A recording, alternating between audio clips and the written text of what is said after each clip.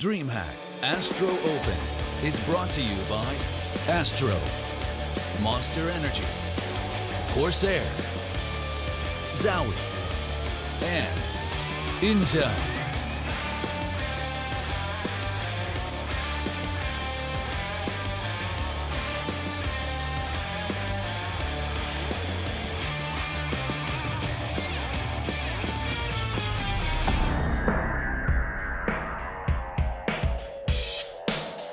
The 105th Meridian west of Greenwich, the Mile High City, home of the Avalanche and Broncos. We are here at the DreamHack ASTRO Open in Denver. That's right, a city that saw its rise during the gold rush in the 1800s is now a thriving city exactly 1 mile high. The Rocky Mountains aren't the only thing high up here in Denver. That I can assure you, because the competition is soaring alongside the 200 visible peaks from the city itself. My name is Trey Stunna-Saranthus. I will be your desk host here for the weekend at the DreamHack ASTRO Open in Denver. Now, you know what? I think it's more than appropriate for me to thank our sponsors that make this happen. We've got ASTRO, we've got Monster Energy, we've got Zowie, Corsair. Last but not least, we have Intel. But more importantly, well, not as more importantly, we've got my other counterparts here in Dust Moret and James Cobb, also known as Hayes. Guys, welcome back to Denver. Is that appropriate? Last time I was here, I was probably the most sick I've ever been in my life. All right, it's very true. It's I like how you magically got a history degree within the 30 seconds before we went live with this. He had all these facts about Denver. Someone visited Wiki right before we went live. Or, you know what, I can You're read. just that good. Yeah. It's weird. Yeah, It's a wild concept. I know. I mean, we are from Alabama. They don't teach that in Texas. No, so the thing is here, right? I think the last time I was even up this way would have been ClutchCon or even Aspen for X Games. But boy, have things changed ever since then. Yeah, I mean, ClutchCon, what a disaster. Tournaments are so much better now. That's like taboo to anyone who was there. If you mention ClutchCon, it is EbolaCon. That's what we all refer to it as. Immediately bad news bears. Yeah. And you know, that's just unfortunate. But that's the building blocks. That's what it's all built up on, right? And now we have these great tournaments. Yes. And now we have the DreamHack ASTRO Open Series all over the world, worldwide. We've done it. Yeah, I mean, invading North America. I mean, they started off with DreamHack Austin a year ago, and now they've expanded to all these different locations within North America. And it's really cool to see someone like that move over here to the NAC and give us some cool events. Well, just in case you're joining us, we do have $100,000 here on the line. And you know what? That's a big payday. And a lot of teams looking to get their hands on that. But you know what? Standing by right now is my good friend and Paula Gilroy, who will be bringing us on the stage sideline interviews. Paula, how is it going, my man? Stunner, it's going great. I'm excited to be here in Denver. We're in an amazing, very unique venue, actually. Rodeos, alpaca shows. I've got my cowboy boots ready. I'm very excited. Talk to me a little bit about these alpacas. I think that's an interesting one to even just start on before the matches. Well, I mean, I've not actually seen an alpaca in person before. I'm hoping that maybe one will come walking across the stage and kind of like light this show up entirely. Well, absolutely. Are you looking forward to today, Paula? Very much so. At the moment, we've got Tempo Storm and Cloud9 getting ready. They're looking in the zone, and I can't wait to kind of get things going.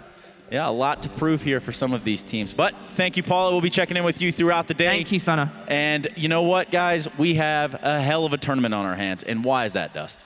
Well, we got some pretty big name teams here, right? You know, you got Cloud9 off the back of looking really good in E-League Premier. You got Mouse Sports, a team that's very interesting with all these Europeans coming in, some new players, very, strong firepower. And then you got the NA scene. You know, what can they offer? The middle of the pack of the North American region, who can kind of maybe start climbing up that ladder. We have a couple other teams sprinkled in there as well, of course. Yeah, and I think there's two teams that have a lot of question marks. One from NA, one from Europe, LDLC, the European team. No lands in the last 3 months.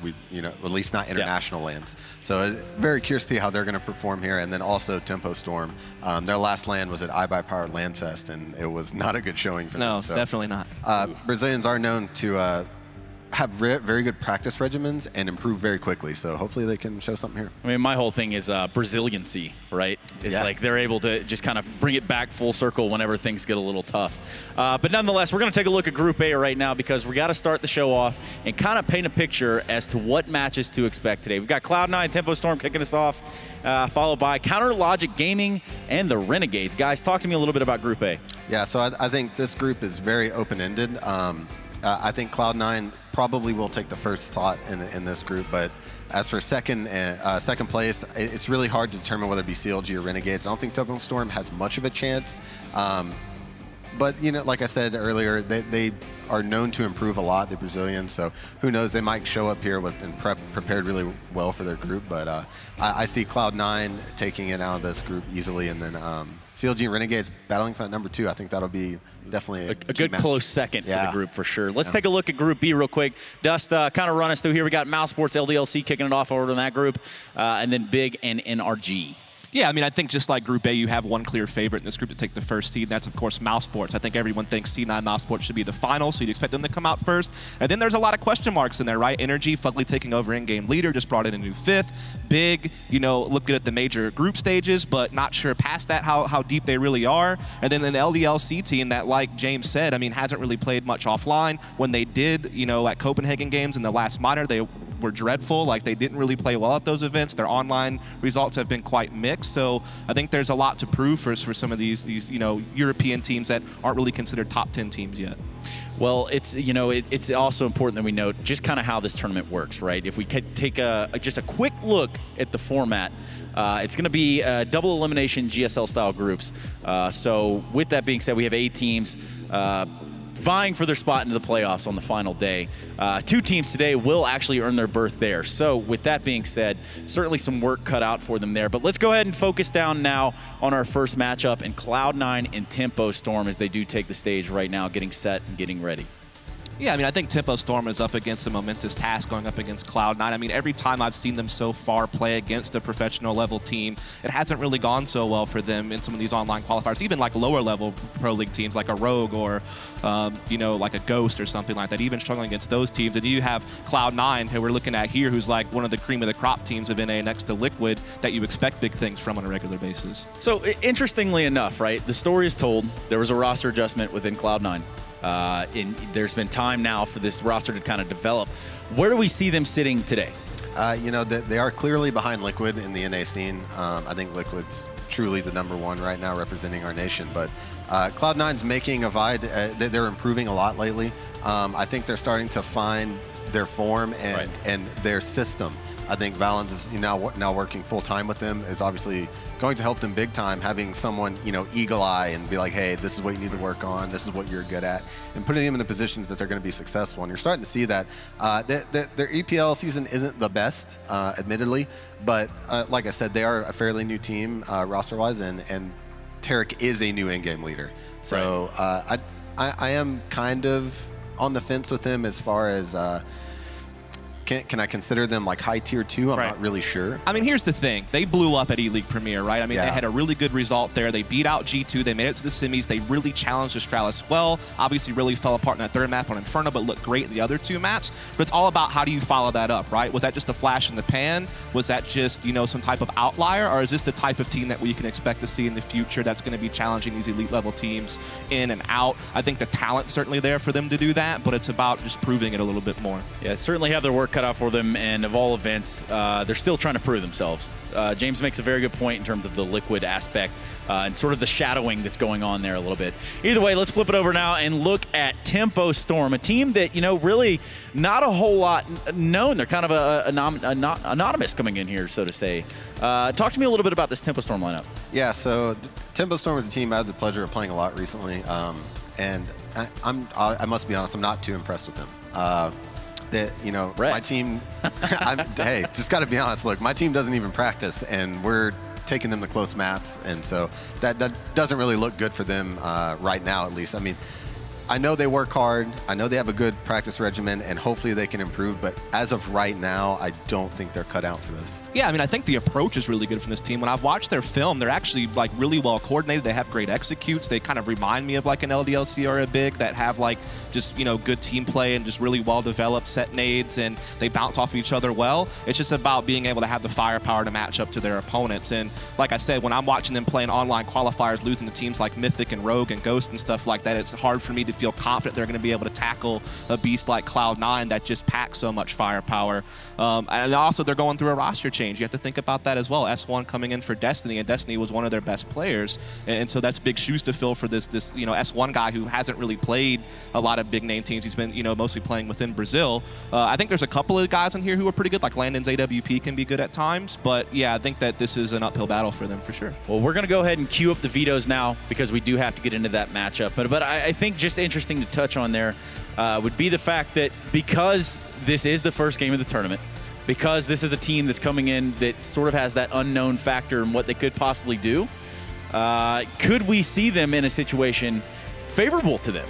I mean, as an underdog, you always have the advantage, to be honest, in terms of preparation, because a lot of teams like Cloud9 aren't going to prepare for you because in their mind, they're saying, I don't need to prepare much for them because we're just better. Right. So they have a little advantage. Simply overskilling and sort of overpowering, playing with confidence. Exactly. Usually goes a long way. Either way, we're going to look at these band maps right now. We're seeing Mirage and Nuke as the first two band maps, followed by a Train. Now, guys, I'm going to have to ask you, where do we think this one lands? I think Cloud9's probably banning Overpass next. If they're trying to ban a strength of Tempo Storms that they feel comfortable on, they're trying to steer something that, because I think they want to steer it towards Inferno now that Mirage is off the table if I'm Cloud9. But the thing is we haven't seen them play a whole lot offline yet, so we don't really know what their favorite maps are. And they're always good online on almost the entire map pool, right? So it makes it even harder to really sift through.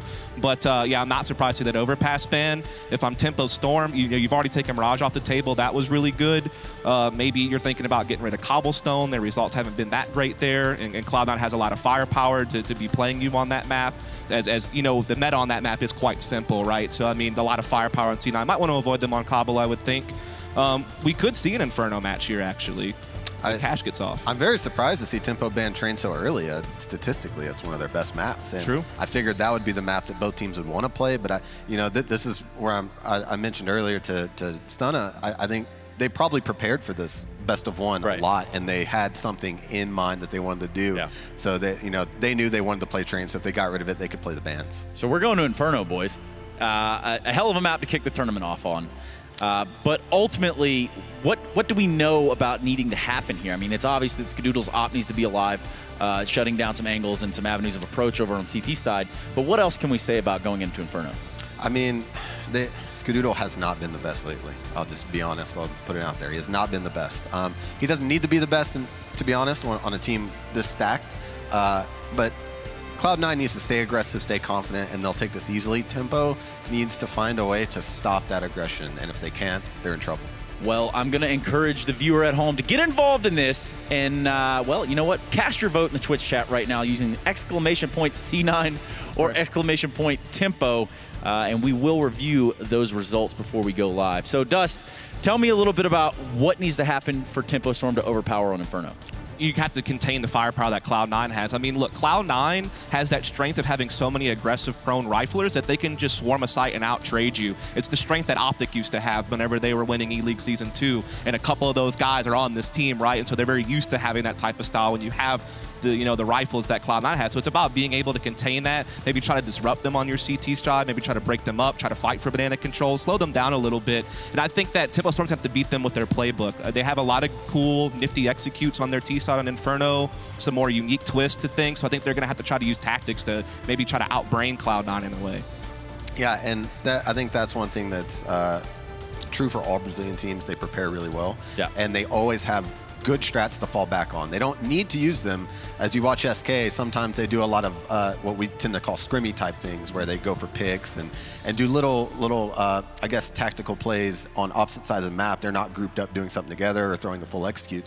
They tend to play that way at the start, and then they have really solid executes to fall back on. And I think, as Dust said, I think that's what they have to do. I don't think they can go out playing scrimmy at the start. If they play scrimmy at the start, Cloud9 is the better team in firepower, and I don't think that they'll be able to take them. Well, even if you think in terms of, potential protocols and, what level that Cloud9 is on versus what level Tempo Storm is on, just at the very basic of Counter-Strike, the fundamental, I guess. Yeah, I mean, think of Cloud9. I mean, yeah, they've had a couple of rough results in Inferno, but look who it was up against, right? I mean, they got embarrassed by Astralis on it at E-League Premier, but guess what? They ain't playing Astralis. They're playing Tempo Storm Brazil, right? So slightly different. Yeah, it's slightly different, and we have seen them take it to some pretty solid teams on Inferno as well, right? So we know that they have the familiarity on it. They play it pretty well online as well. When you look over at Tempo Storm Brazil, it's not really, you know, at the top of their map pool, right? We're talking about maps like Overpass and Train was kind of more at the top for them. Inferno for them has been kind of even, right? And again, they're usually playing against lesser level competition because they're not even in the pro leagues right now. So yeah, I mean, like I said, they have a lot to go up against. We've kind of hit that a lot, I think, and that really is the most important point. Yeah, I mean, the more important point than that would be the Twitch chat results, because heavily in favor of Cloud9. Yeah, 81%. We were actually talking earlier. We thought it was going to be closer to 90, but yeah. I mean, this is a pretty, I think, respectable percentage. Well, guys, I mean, I'm pretty sure that the clear favorite here to win is Cloud9, but I do need to get a soft prediction from you guys. And you know, we're going to start with you, Dust. I'm going to let you tell me how you think this one's going to unfold. Cloud9 pretty fast. All right, that was pretty easy enough. What do you think, James? Cloud9, I'll say like 16-6. Well, I thought about something about like maybe going against the grain, but it would definitely not be against Cloud9. Not in this bout. Not any favoritism. None of that. Foolish. Yeah, I think you'd have to be foolish. But you know, like we said, this is the first game of the tournament. For some gamers, this is early. And there's a chance for something strange to happen. Am I right? You're not wrong. You're not wrong. It is so early for some people. I know some pro players that are waking up at like 1, 2 p.m. So this is not a normal time for some of us. But that I don't think it's going to matter. I mean, unless they caught red eyes like y'all. Hey, man, it was a long night coming from EPL through the airports to here with you today at the DreamHack ASTRO Open in Denver. But you know what? There's another gentleman, along with a guy named Risk, that is also enduring the same thing that I am. Guys, how is it going? Eric the Bear Stromberg on the desk. Who thought this was a good idea? I'm kidding. I love it. Guys, I like how you called Stromberg a gentleman, and then Risk is just apparently not anything. He's a gentleman. He's a gentleman. He's a scholar. You gonna take that, Risk? Thank you. Thank you. Okay, anyway, look, guys, we got Cloud9, we got Tempo.